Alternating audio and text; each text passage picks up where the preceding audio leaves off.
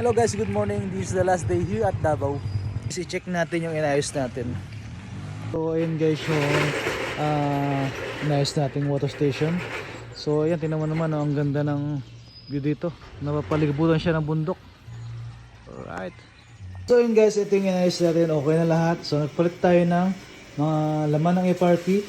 And then nagpalit din tayo ng bagong FRP. Yan, Water Master yung nilagay natin. Dalawa yan at ito na lang yung natirang Oceanic Pure. O yan.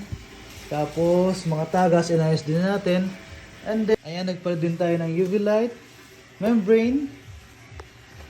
Tapos pinalit din natin yung mga switch. Yung isa lang yung nasira, so pinapalit na natin lahat para sigurado na. Tapos yung mga filter nya, pinalit natin.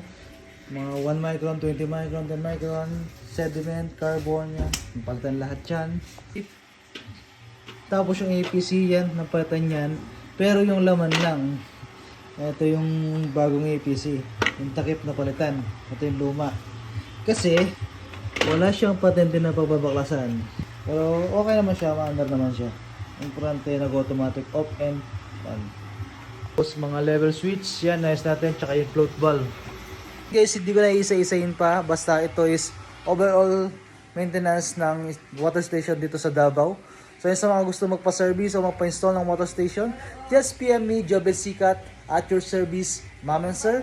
Or di kayo tumawag sa 0916-722-0353. Meron din tayong Facebook page na Sikat Water. So yun lang po. Bye-bye!